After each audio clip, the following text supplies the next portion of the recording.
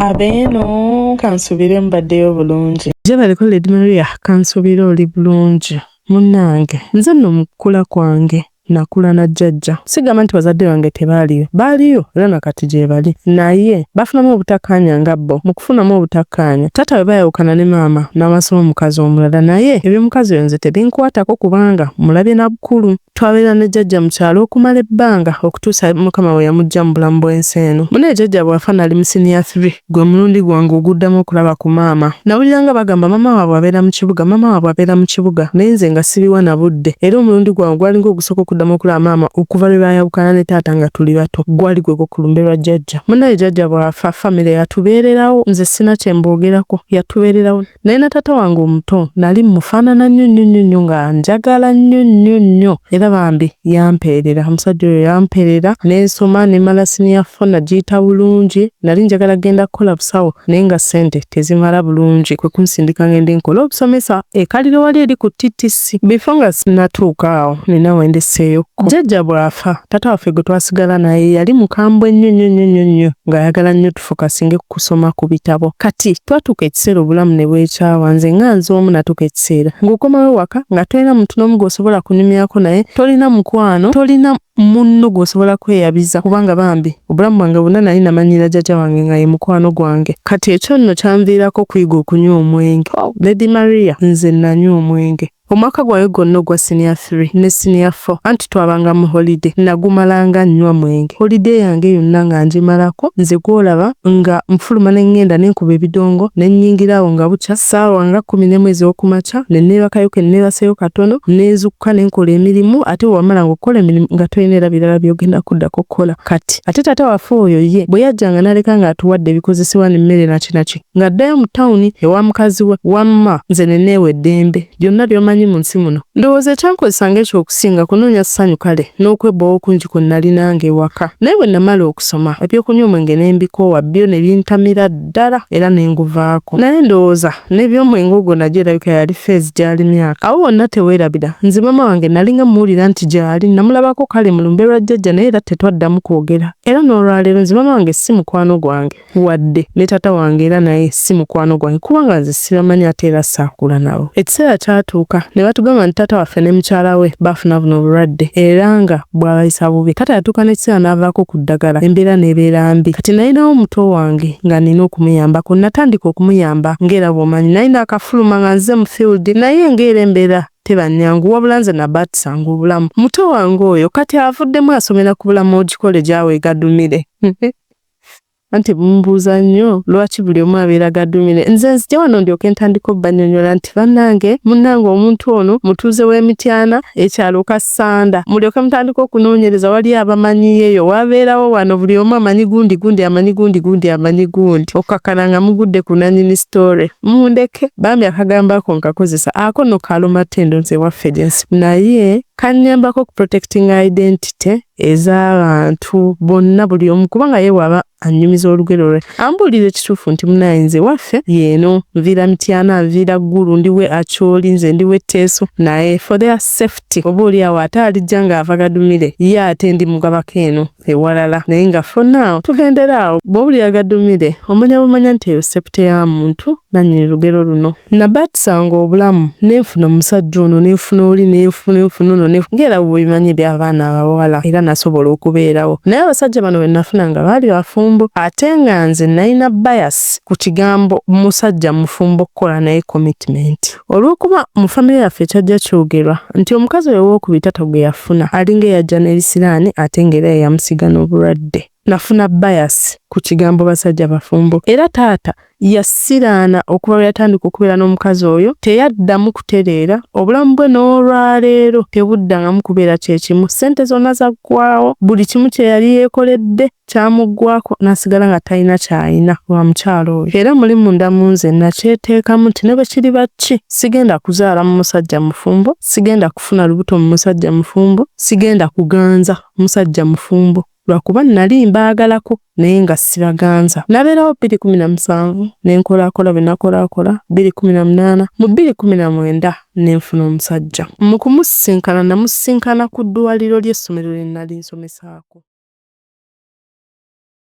Pozi natera okubajjukiza nti Maria Impressions Plus tukola kadi z'emikolo ez'omulembe kwanjula, mbaga, graduations, corporate parties n'emikolo emirala gyonna nga kadi zaffe zitandikira ku 3,000 eza Uganda okutuuka ku bbeeyi yonna gwe gy'okoowera. Tusangibwa ku Freedom House, Nkuruma Road, Suite M663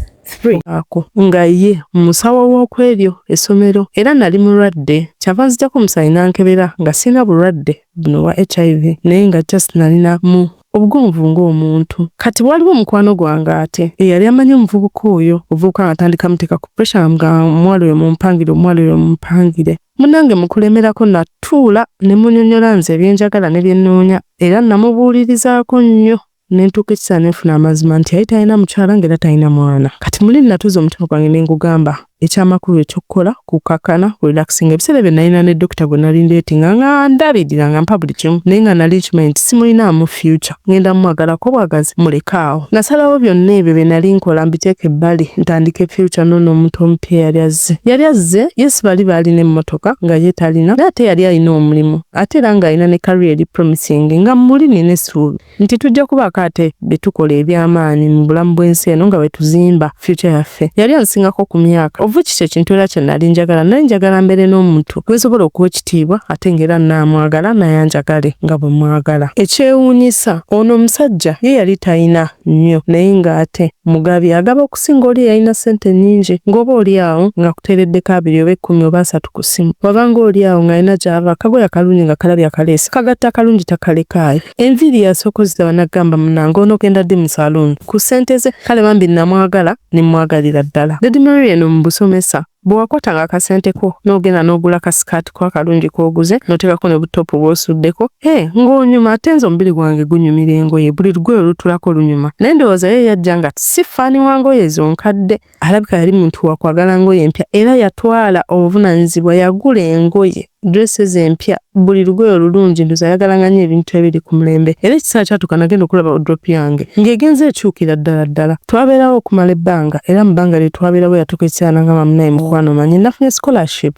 ngenda kuddayo kusoma nempulira nga kimpisizza bubi nga kinnumyemu kuba nali ndaba nga nsazeewo nsetolinge naye nagamba wange sijja kulinnya mu future ye kamuleke bw'atyo yagenda nga n'asoma n'akomawo najja nga ndabako ne tubeerawo bwe tutyo nga bw'akola bw'asoma ebbanga ne ligenda nga lyetooloola mba ndi awo ng'ajja nga ngamba nze munaye ku mulimu neegobye kunze bannange banteeka nnyo ku pressure yali akolera mu ddwaliro nga lya private naye private zino ez'amaanyi ate nga muri ye yali awulira nga ayagala concentratinga ku kusoma kwe. Saalitwala nnyo nga kyamaanyi olw'ensonga nali neerabirira nga nkola saaliko pressure ya rent nti oba bammanja rent omulimu gwali gwampa ennyumba obulamu bwali buli comfortable nga bumala era namanya nti naye emyaka gy'agenda okumala ng'asoma tujja kubeerawo mpolampola. Natuuka ekiseera ne mubuuza naye banaye ki ekyakusazisaawo omulimu oguleke n'aŋŋamba ye yali akooye omusaayi yali musawo muzaalisa era buli muntu abasinga egye twalinga tuyita nga babeera bamumanyi oba oli awo musawo buli we twaddanga. Ekiseera kyatuuka n'ekizuula nti yali yasengula ebintu bye n'agenda gye yalina okusomera baali bamuwa yunivasite nga yeewalako munange 2 ng'ayingira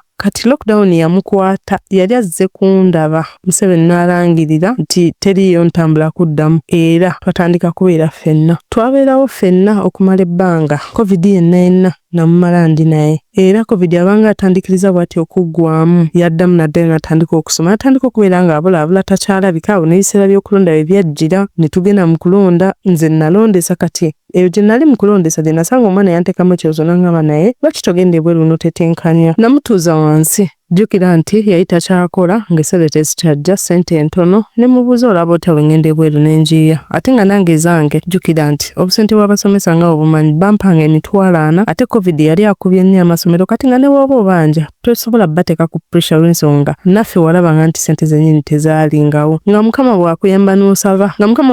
n'osaba ng'obanja ne bakwatirayo 10 oba 2 ne bagakuwa ng'obeererawo kaawo kati bwe nabe mugamba yakkiriza ekimu ku bintu bye nali njagala ku muntu ono nti yampanga peace of mind nga sijulirira na love gye saafuna mu bakadde bange and he was a very understanding guy nga ye muntu gosobola okunnyonnyola ekintu n'akitegeera ye muntu gwe wabeeranga naye awo n'oseka okuva lwatuuse paka lwavuddewo nga buli kimu is a very free guy teyefiirayo. As long as talina muntu gwalumiza, ye yabeeranga funny, hilarious, kind, gentle obudde bwonna. Ekikula kyange ndi muntu ali hot tempered era tuyinza okukayanamu awo kantu katono nnyo nenvaako. Abantu abalala be nabeeranga nabo bangamba nga kintu kimu. Gwe weenyiizanyiiza obeera weeyombyayombya buli kaseera, obeera onoonya ntalo. Naye ono Guy yandaga nti omuntu bw'ategeera omuntu amutegeera. Ne bwe nabanga nvuddeko nga ye muntu ayinza okukusesa ng'ate weeraba nti nno ofaanagana ng'avuddeko. Amanyi okumbuuza nambuuza naye kaakati leka nkubuuzeemu ofa ki? Kati kiki ekikuggyeeko awo mu bino bye tubaddemu? Mu mazima wagendanga okukivaamu awo mu ddakiika ntono butono ng'ate n'ensonyi gwe zikwata. Ate n'ebbanga lye twamala nga tuli mu COVID nga n'embeera ya bwavu mu yatuyamba buli omu okwongera okutegeera munne.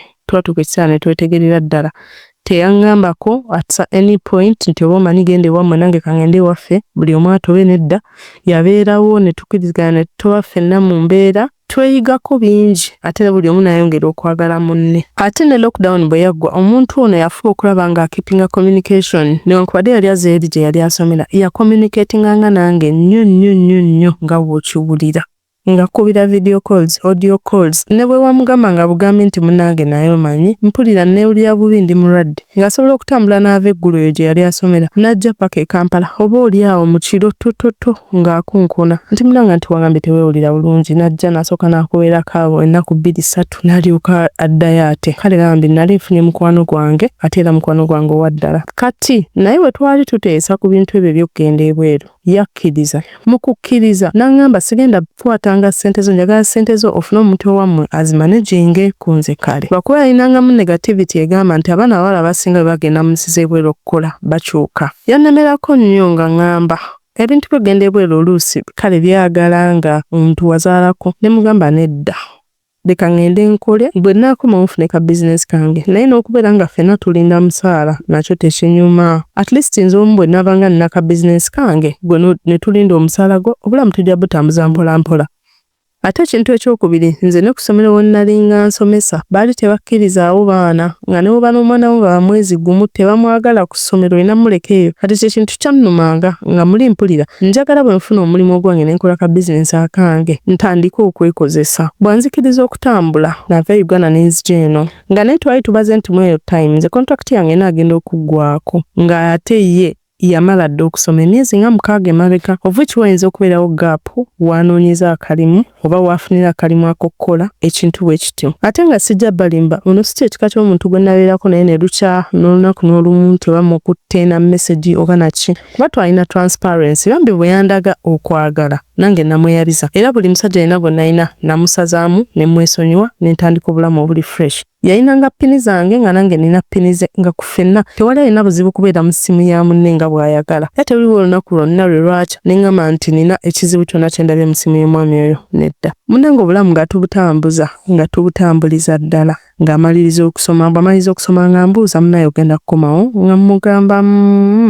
sooka onoonye omulimu. Bw'onna mala okunoonya omulimu nange ndaba ekiddako. Omuntu ono essaawa eno pharmacist naye baby girl emirimu olowooza girabikako. Emirimu olowooza girabika Lady Maria. Kati amaliriza okusoma yafunako omulimu ogwasooka ng'embeera mbi n'aguvaako. Muddamu n'afuna n'omulala ng'era guli awo. Kale nga bamuwa accommodation n'obuntu obutonotono naye ng'era waliwo ebitagatta bulungi. Bane embeera z'oyo omuntu zampa nnyo emirembe ku extent nti ne bakama bange ne babanga banyiizizza nga mu mazima nnyiize nnyo nga bw'okiwulira ne mugamba nga nnyomberako. Newe nabeeranga e Uganda nga nkyaliyo nga singa omuntu annyiiza mu mazima matuufu yannyomberangako n'ayomba ne tugatta wamma enkwatagana. Kati ate nze ekikula kyange ndi muntu ali selfish. Omuntu ono yannyumizanga buli ekimukwatako kyonna ekifo ewaabwe naye ate nze saamunyumiza nnyo binkwatako mmweyaliza mwemalirayo. Ekiseera kyatuuka we yali afunye n'avaawo nga tebamusasula bulungi. Kati nange contract yange yaggwako naye nga mbuuza buli kaseera okomawo ddi nga kye saagala kudda Uganda ng'embeera yaffe tenasetolinga obanga omulimu gwe teguna stabilizinga kale at least ezisobola okubaako n'engeri gye nsupportingamu ffembi. Kati ekizibu kye ndabawo buli kaseera bwe tutuula awo aŋŋamba komawo ate bw'okomawo njagala tuzaale kubanga ffembi tetulina baana ate nga nze sandyagadde kuzaala ssaawa eno nga seeteeseteese. Ekirala ekiniraliikiriza singa nzija ng'emirimu gye teginnaba ttereera ne tumala ebbanga nga tegitereeredde ddala ne tukozesa obusente bwonna bwe naleeta ne buggwawo obulamu tugenda busavayivingamu tutya. kuba mazima mwetaaga okuba nga akola ng'alina omulimu oguli stable nga nange bwe nzimba bizinensi eno. Waliwo ekiseera we natuukako mukwano gwange n'ampa amagezi n'aŋŋamba naye kakati okoze sente z'otereseewo ezigenda otandika obulamu ziwera zijja kumala. Walibadde mugezi omusajja oyo n'omwesonyiwa naye bwe ndowoozamu omusajja ono ebbanga lye tumaze naye nga twekuumye ankuumye ne gino emyaka gye mmaze eno bambi musajja wattu abaddewo nze omusajja ono sina nako lwali lukedde ne simuwuliza ebbanga eryo lyonna eriyise emabega mbadde nga muwuliza ng'era mmanyi buli kimukwatako mmanyi wa gy'ali manyi kiki kyonna ye muntu abadde nga akubira ku vidiyo naye baka n'otuuna akuleka nga ggwe okyali awo otunula naye nga waali newankubadde kale abadde asoma naye ye muntu abadde transparent omuntu akuletera okuwulira nti oli safe ate oli secure era akwekuumidde simusangangako mu mbeera yonna esobola kundeetera kumubuusabuusa natuuka ekiseera ne ŋŋamba omuntu oyo nja kumenya omwana w'abandi omutima ate ng'abadde aneekuumidde naye era still muli mpulira waliwo ekitagatta naye wulira nga ssaawa kujja netandika kubeera na musajja oyo nga talina buyambi bulala buvaako wabbali tetugenda kukulaakulana nze gw'olaba nga bwe gambye nakuliramu obwo obulamu bw'otegedde bwakubeera na jjajja ate nga nina sisita wange she's dumb and deaf tawulira ate era tayogera ebiseera bye baŋŋamba yafuna olubuto kuba ye bambi teyaweebwa chance esoma balonda ku ffe abali basobola okwogera be baatwala okusoma kati ye n'akula mu kyalo ng'ali eyo omwana oyo essaawa eno alina emyaka 27 egy'obukulu ate nga y'omu ku nsonga lwaki nasalawo nga nze omuntu nti kangende ku kyeyo nga njagala kukola nsobole okubeera ne bizinensi eyange ndabirire muganda wange oyo muganda wange kale kati ekyokuzaala teyalibadde nnyo nsonga kuba nga akuze naye essaawa eno omusajja yamuzaalamu omwana yamusiiga obulwadde ekyatuyamba nti twamanya famire omwana oyo mwe yafuna olubuto naye nga ze zino famire ku kyalo ezisingako obunaku n'obukopi kati muli neeraba nga nze nina okubeererawo muganda wange oyo oyo omwana wa mmange na kitange sina gye nsobola kumusuula ebyo byonna bwe mbirowooza ne ngattako ekyokusalawo nkomewo nga omusajja ono talina buyambi wadde talina kirala kyonna kigenda kweyongerako ku bulamu mpulira nga maanyi ganzigweddemu ate n'obulala obuvunaanyizibwa bwe nina bwa taata wange yalwala ensigo ndowooza okubeera nti abadde ku ddagala ebbanga ddene kati buli lwampeereza ssente Uganda nina omuweereza ssente newankubadde tebambeererawo era tebandabirira naye bazadde bange at the end of the day kati ate n'ebintu ebyo omusajja nze saabimugamba tamanyi nnyo negative side ya bulamu bwange amanyi okusinga positivity kati nga taata wange oyo eyampeerera anjagala ennyo engeri gy'ali nti ye alina ssente anteeka ku basiga emitole luli mbadde wendi nga ngenda nembeerawo nesayininga kati saawa eno ndi eno naye ne weeba ndagana making sure nti nampeerezaako kopi nange mbeere ne kopi kati obwo obulamu ye bwe yajjanga alaba njogera n'oyo taata alaba kale nga taata oyo ye nga yenna kyale ankubira yalinga ankubira nnyo ng'omwana ng'era njagala nnyo kati ono eyo image gy'alina nti mu famire yaffe banjagala nnyo ate tuli bulungi naye tetuli bulungi saayagala bigamba musajja oyo kati saawa yonna sisita wange azaala naye ng'era woolaba bwe mbikunnyonnyodde time ya shopping famire tesobola kuyamba era nze alina okwekwata tulabe ate n'ekirala bagamba ayinza okuba okulongoosebwa olw'ensonga yalina complications endala ku mutima kati natuulamu nendaba nga byonna bwe nadda e Uganda bizinensi eno ejja kuba tenatandika kukula ate nga ngisokoolamu ssente nensalawo nsooka ensigala eno lwakuba saamugamba ate nga kati n'ebiseera bino omwana oyo bamuzuulamu ne aniya twatula ne tuteesa ne taata ku muntu eyeetaaga okubeera nga ajjanjaba omwana oyo kubanga ajja kwetaaga obujjanjabi engeri gy'agenda okuba nga yakava ku kiso oba omuntu ng'afaayo ne mugamba naye twogere ne maama ebiseera bino mbadde njogera ne maama nga bw'omanyi nti oweerezaayo akasente ate maama obufumbo bwe bwagaana yeezimbira akayumba ke ku kibuga tapangisa ne njogera naye ne mugamba maama omwana oyo ogenda tandika okubeera naye bw'amala okuzaala omukuumeko n'ekiso paka w'anaaterera nange we naddira naye bwe mbibalabalamu ebyo bikyanneetaagisa okukolayo ng'emyezi emirala 3 nnoonye ssente ezigenda okulabirira muganda wange ate ng'era nze nga we naggambye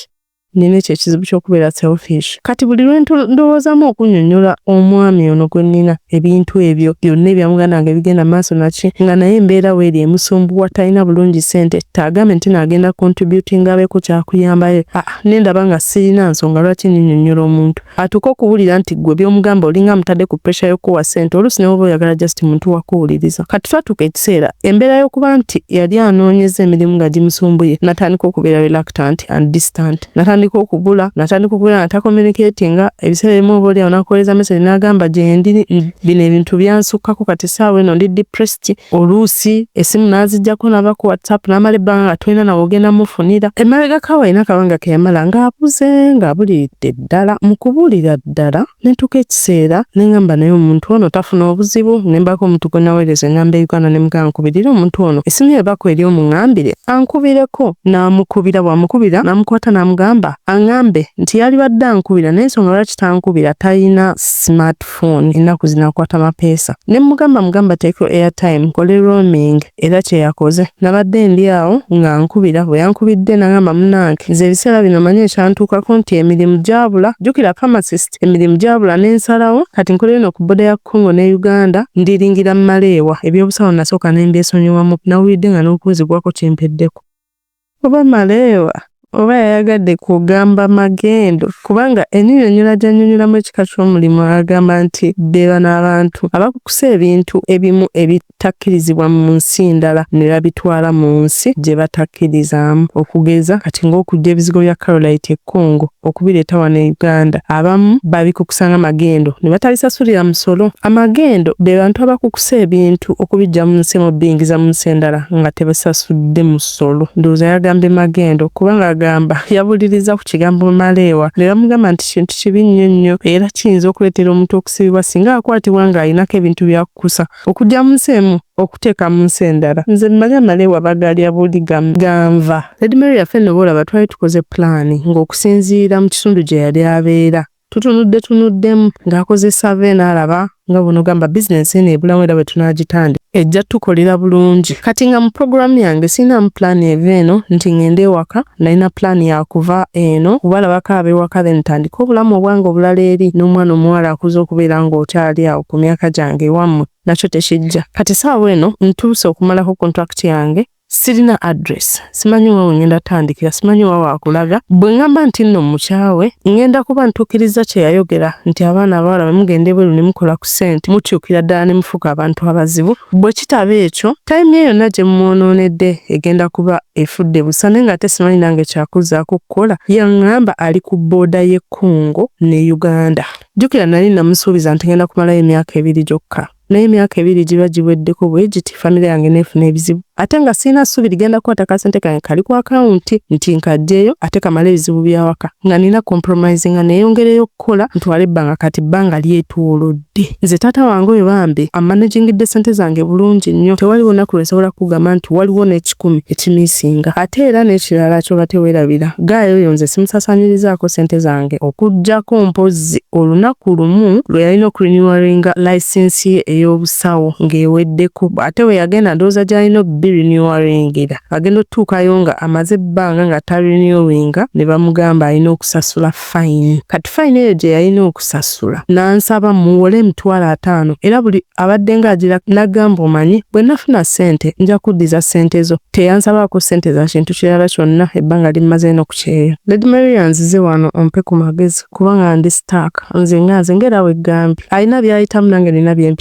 byempitamu sisobola bimunnyonnyola kubanga nze simanyi kusharinga bwentyo ate bazadde bange si mikwano gyange nti n'abatuuza ne mbabuulira ebinnuma oba mbeebuuzeeko nti banaye kwena ensonga kati nkole nti omusajja nsooke musuulewo nkole ebyange naye ate bambi nga naye yanteekamu obudde bwe bungi kati simanyi kikyenzizaako nsaba kuwabulwa mpapulaamu ng'omuzadde oyinza kumpa magezi ki ku ssaawa eno omusajja alemedde ku ky'okuzaala naye ng'ate n'embeera tennaba stable ate nze gw'olaba ndi myaka gyange 3 naye nze obulamu bwange sirina nsonga enteeka pressure ku kuzaala kubanga saagala kuzaala mwana muleete munsaabonebone nga nze we nabonaabona Lady Maria nayita mu bingi bye sigambye ebizibu ebituuse omwana wa siniya 2-3 okubeera ng'anywa omwenge n'atoloka ewaka n'agenda n'akuba ebibbaala bingi bye sikunnyonnyodde gwe ky'oba omanya nayita mu bingi saagala kuleeta wano mwana ku nsi atandike kubonaabona ky'obula nze sirina pressure ya kuzaala kati ssaawa eno wano wendi nkooye omubiri gukooye n'obwongo obukooye tubulaba abaana abamu badda ku TikTok ne bakola ebintu bye bakola olw'ensonga tuyita mu bingi eno ku mulimu bavuma eno bano bayomba eri bakuyita kola kino eno tebakuwamu wadde akatiibwa oyisibwa nga mbwa oluusi n'okulya olya bubi